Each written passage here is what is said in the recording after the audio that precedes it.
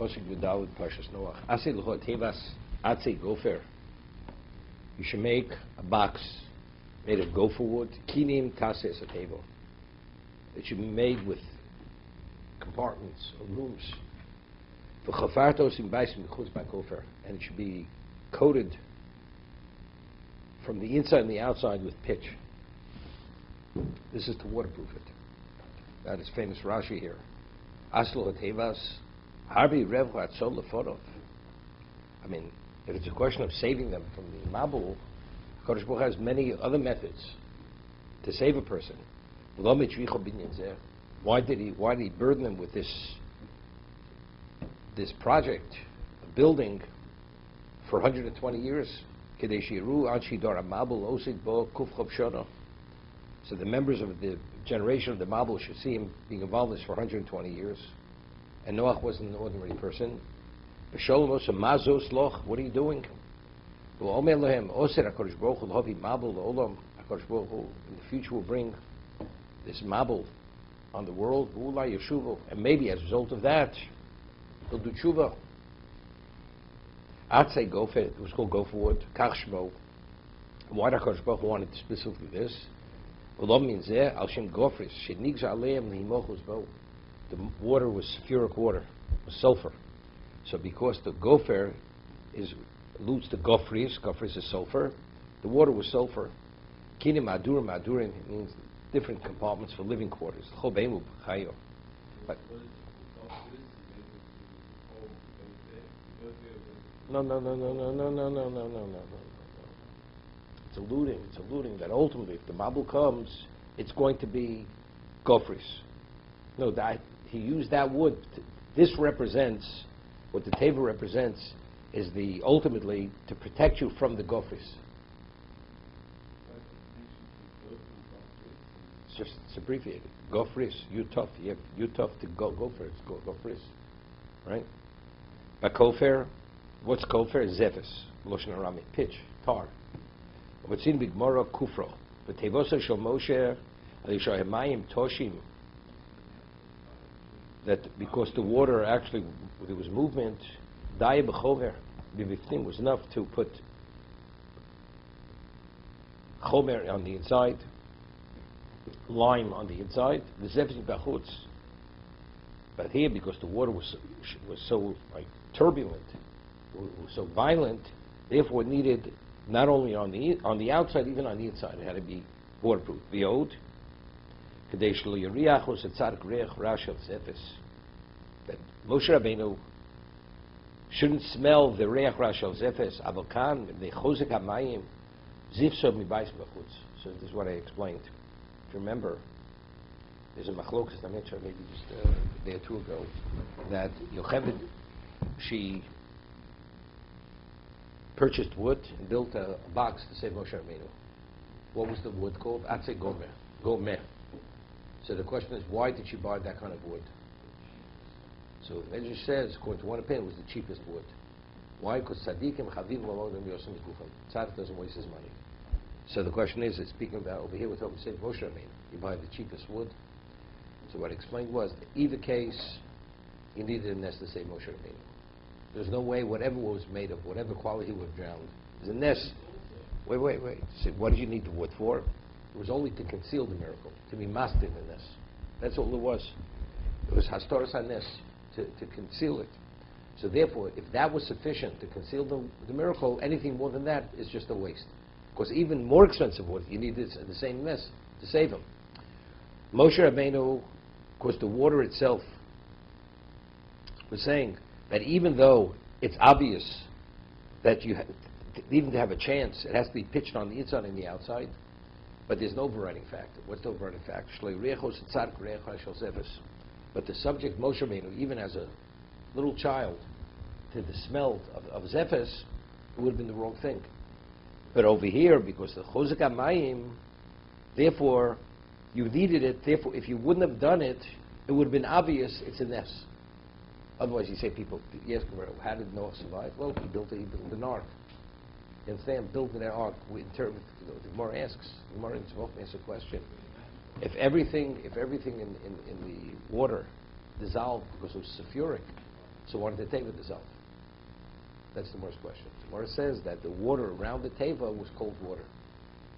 There was enough within the proximity of teva that the sulfuric was beyond that point.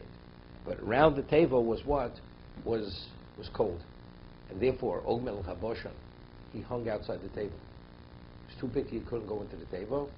So he was in that water, in that cold, otherwise he would have died. He would have just totally dissolved in the sulfuric water. So and also the rain. There were two things that didn't go into the teva. The rain, because it was too big, and, Paul Bunyan, he had his, whatever he had over there. It's too big. So it says it just stuck its nose into the teva, but its body was hanging. It was in this cold water. That's the reason why it was able to survive.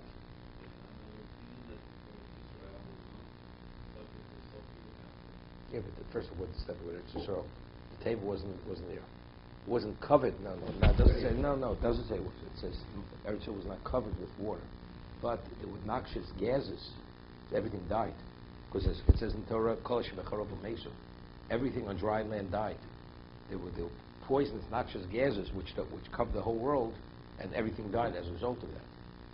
Therefore, it didn't dissolve there. It didn't dissolve, but would have died. Tell what the Gemara says. You want to come up with another reason? You write your own child's storybook. You write it. I'll tell you what the Gemara says. This is Chazal. This is the Mesorah. Mesorah was the water around the table was cold water. That's the reason why it didn't dissolve. Now you understand why they had to stick their noses inside the table. Because outside the table, the air, it was poisoned with these noxious gases. Right? So the body didn't dissolve, was in cold water. What about what you breathe?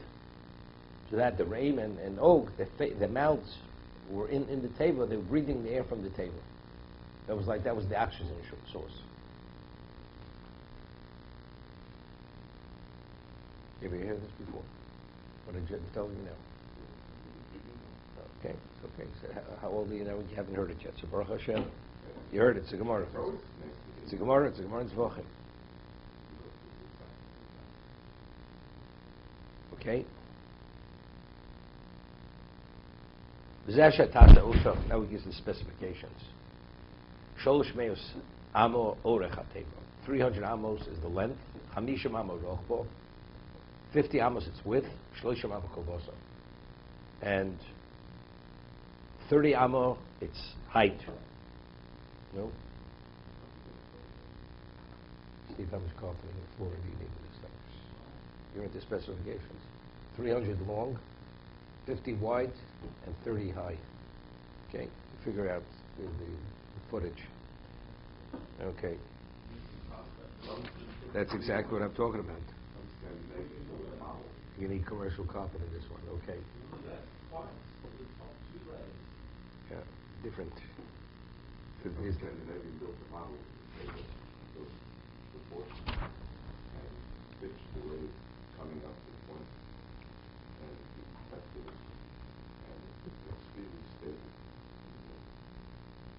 Even though it was flat bottomed, it was a flat bottom boat. Because usually the whole idea of flat bottom it has to go in the water.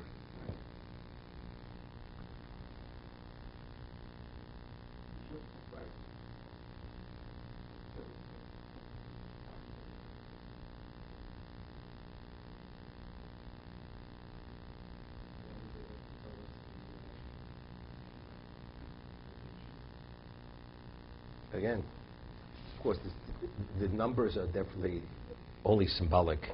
There's a certain level of representation. But again, it had to be large enough that it's not obvious that it was a miss.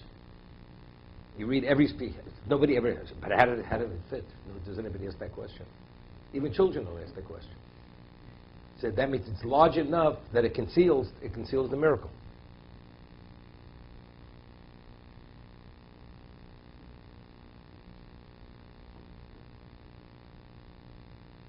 It's interesting, the magician, sleight of hand.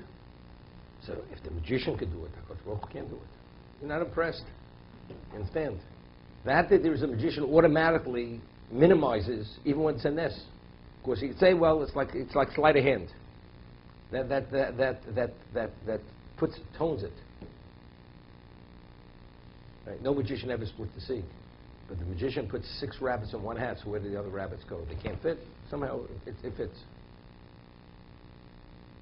No, what I'm saying now, I'm serious in it. Whatever exists in existence, even though there the whole thing is deception, it's sleight of hand, doesn't make a difference. But in terms of what people are used to, it's not something to be impressed with. That's something else. That's also to believe. That's to believe. This is not to believe. I'm saying this is not to believe. No, there was kishuv. That they attributed to kishuv. That was witchcraft. They understood, but it didn't make a difference to them. Right? Didn't make a difference. Because it's about the same.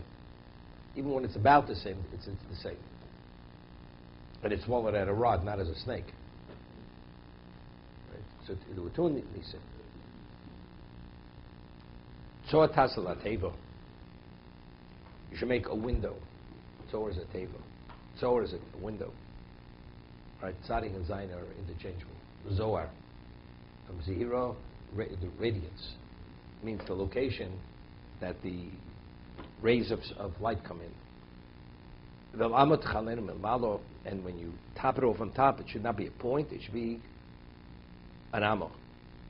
Meaning it should be like 18 inches of flat roofed. And you put the entrance into the table on the side. Now, why would you say you put it on the side? Because if the animals have to go in, you go to the side, you go to the top. A lot easier. We'll see. Rashi shelo yiplu kshamim bo. Right. If it's at the top, so you have the area around the door, so the rain's going to come in. It's going to flood it. Tachtim shnim shlishim taseo. There's the lower level, second level, and third level. You should make it. Rashi. So yishom chalon yishomim even tov ha'meir lahem.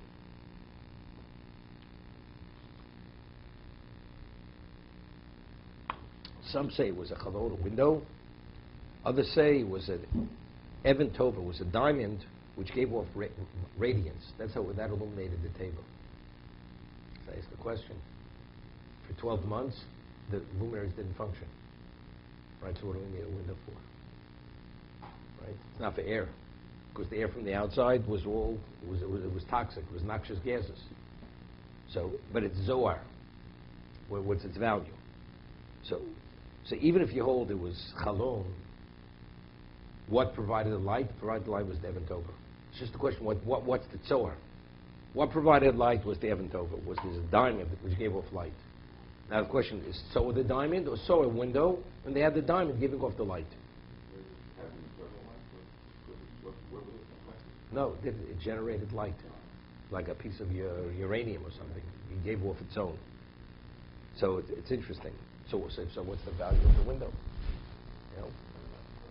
So the answer is, because that was the question. You know, whenever we speak about hishtadlus, how did Noach know that this was within the purview of hishtadlus? Because he had a question: what do we need a window for? Until it's over, there are no luminaries. So you don't need for light. To leave the table, you have the Pesach. Right? You have the entrance or the exit. So what is evidently, that is that before it's time to leave, I have to send out the dove, and that's my ishtabus. Because again, Kosh Baruch said to Noah, when are you leaving the table? When I tell you. So what's the point of sending out the dove? It was curiosity. No, that activated the process of leaving. Because when the person does ishtabus, that sets things in motion that you should have things happening. So how do you know what Ishtadlus to do? There was a window, so evidently he has to send something out of the window. That was the Yonah. Rashi? No, because the Kodesh Baruch Hu said. No, because the Kodesh Baruch Hu specifically, the conquest is Nisim Gluyim. So it has nothing to do with this. That was contrary to what Hashem said. Good, so there you take L'Dor HaMakosh. It means he should have vetoed it immediately. Okay, see. No, that's no. Moshe should have vetoed it. Yes, sir. The Medrash, the Or HaMakosh speaks about it. So one pshat he says, because the people, if they had that lack of emunah, if he wouldn't allow them, that would only reinforce that the suspicion that Hashem has something up his sleeve. Therefore, he had to acquiesce to their request, as long as it was within reason. If it was obvious they're not going, he wouldn't have accepted it. But since it was within reason, and they would have interpreted it as, you see, it's a problem, that's the only reason why he acquiesced. HaKadosh Baruch Hu allowed it to happen. Or Moshe allowed it to happen. Okay? The cover was slanted. So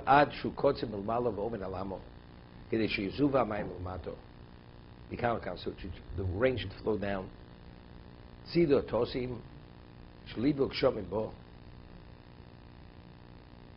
Could you imagine the pounding of that rain? You know, I mean, whether it's slanted or not slanted, but especially if it's flat, the top is a flat enamel, how it pounded that table.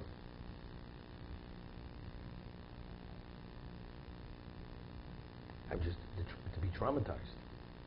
You know, could you imagine? You hear lightning, thunder, even in your house. Sometimes the clap it scares you. You can imagine what this sounded like. Probably they didn't even hear anything. The whole thing was nest. It was an insulated environment. They had no idea what was outside.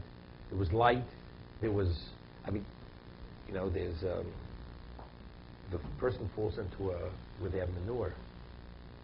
The manure gives off such, because there's the chemical reaction of the whatever it is, the heat. You would die. There are lethal gases coming out of manure. So where they store it, they have all kinds of ventilation system. What? The methane gas. You would die. Could you imagine the lower level, all the waste of the animals? You know, we're talking about millions. You know how much waste was there? The gases that was coming out of there, and they're on the top level. So they're what? Just the stench, everything. Every aspect was nest. It was a nest. Every bit of the table was a nest. I'm talking about the pounding from the outside, the way the table shook. Didn't shake. They felt nothing. Now you ever read about Air Force One? They have something that stabilizes that when he flies in that thing, there's no such thing as turbulence. It's set. There's no turbulence. Obama, right? He doesn't have to have his head on screwed on right, because the mechanism in the plane keeps his head stable wherever his head is. I don't know where his head is. Okay? The teva, the nest was, he had no idea what was going outside. You had light, you had ventilation, you had air. Outside, you had nothing. Tachtim shniyim u'shlishim gimal liyev zo agabzu el yorm la'odam emtzom l'modor tachtim l'zevel. Lower level, that was for the waste. For the zevel,